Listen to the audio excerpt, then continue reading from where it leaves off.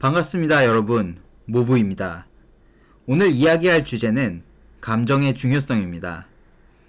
나이가 들어감에 따라서 여러 현실적인 문제들 때문에 웃을 일이 줄어드는 것 같습니다. 1살, 2살 나이를 먹으면서 점점 책임감이 커지기 때문인데요. 먹고 살기 위해, 성과를 만들어내기 위해 감정은 최대한 억제하고 이성적으로 옳은 판단을 내리기 위해서 노력하다 보면 감정이 메마르고 일을 할 때 좋은 기분으로 한다기보다는 버틴다는 느낌으로 일을 수행합니다. 물론 이렇게 버텨가면서 조금씩 발전해 나가겠지만 보통은 큰 진전이 없는데요. 이유는 우리가 버티면서 일을 해나가게 되면 일을 기계적으로만 반복하기 때문입니다.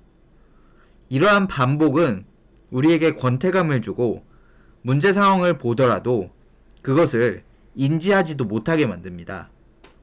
일을 그만두고 싶음에도 불구하고 창조적인 일을 하지 못하기 때문에 월급의 노예가 되어 벗어날 수도 없습니다. 지금 당장 여러분들에게 일을 그만두라고 말씀드리는 건 아닙니다. 제가 말씀드리는 건 이전 영상에서도 말씀드렸다시피 여러분들의 것을 만들어야 하고 그러기 위해 지금 하는 일에서 꼭 무언가를 얻어가셔야 된다는 이야기입니다. 지금 하는 일에서 무언가를 얻어가기 위해서는 감정을 갖고 일하셔야 합니다. 반복이 지겨우시다면 일을 조금 덜 열심히 해보라고 말씀드리고 싶습니다. 일을 열심히 하지 말라니 그게 무슨 뚱딴지 같은 소리냐고 하실 수도 있습니다. 저의 사례를 말씀드리면서 설명드리겠습니다. 제가 작년에 처음 제약회사에 입사했을 때 전통적인 트레이닝 방식이 있었습니다. 입사하고 1년 동안은 하루에 13개 거래처에 방문해야 된다는 전통이었습니다. 처음에는 열심히 해야겠다는 생각 때문에 하루에 13개 거래처에 모두 방문하기 위해 노력했었는데요.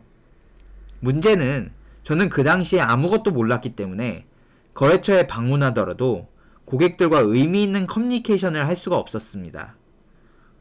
거래처에 들어가서 어떻게 커뮤니케이션 해야 하는지 물어봐도 돌아오는 대답은 네가 들어가서 무슨 얘기 해야 하는지 만들어내야 한다. 네가 제품 공부해서 이야기해야 한다. 부딪혀보는 수밖에 없다. 이러한 대답들 뿐이었습니다. 영업이라는 것이 정해진 정답은 없기에 어느 정도 납득이 되는 이야기이긴 했습니다. 하지만 한편으로는 굉장히 무책임하다는 생각도 들었습니다. 나의 실적은 결국 팀의 실적에 반영되는 프로세스인데 알아서 하라니.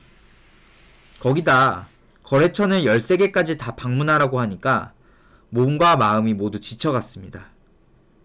1년 동안 불면증도 겪고 건강이 많이 악화됐었는데요. 그때 당시에 조금 더 요령을 피웠다면 어땠을까 생각해봤습니다. 13개 거래처를 모두 들리지 않고 그 시간에 조금 더 여유를 갖고 고객들에게 이야기할 소재들을 잘 정리했다면 건강은 해치지 않는 선에서 일을 할 때 좋은 감정으로 더 좋은 성과를 만들어냈을 겁니다. 여러분들도 어떤 일에 몰두해보셨던 경험이 있으시면 단순히 시간을 많이 투입한다고 해서 좋은 성과가 나오는 것은 아니라는 것을 알고 계실 겁니다. 결국 모든 것을 할 때 집중력 싸움이라고 하지 않습니까? 여러분, 그냥 위에서 하라고 한다고 해서 무작정 그것을 따르지 마세요. 물론 조직 생활에서 윗사람이 지시를 내리면 따라야 하는 것이 기본 원칙이지만 만약 그 지시가 융통성이 없고 내가 성장하는 데 크게 도움이 되지 않으면 그것을 무조건적으로 지키려고 하지 마세요. 그래야 좋은 감정으로 일을 하고 그 속에서 창의적인 결과물을 만들어낼 수 있는 거니까요. 제가 지금 유튜브 컨텐츠를 이전보다 더 자주 업로드할 수 있는 이유도 업무를 할 때 이젠 무조건적인 것이 없고 제 시간을 잘 활용하여 성과를 만들어내고 신체적으로, 정신적으로 비축된 에너지를 바탕으로 창의적인 컨텐츠를 만들어낼 구상을 하고 있기 때문입니다. 우리에게는 신체적으로, 정신적으로 한정된 자원밖에 없다는 것을 항상 인지하셔야 합니다. 그냥 무턱대고 시간을 투입한다고 하면 몸만 망가질 뿐 절대 상황이 나아지지 않습니다. 여러분도 어떻게 하면 내가 더 효율적으로 시간을 활용해서 긍정적인 감정 상태로 나를 창의적인 인재로 만들 수 있을까 고민해 보시기 바랍니다. 회사는 당신을 책임져 주지 않습니다.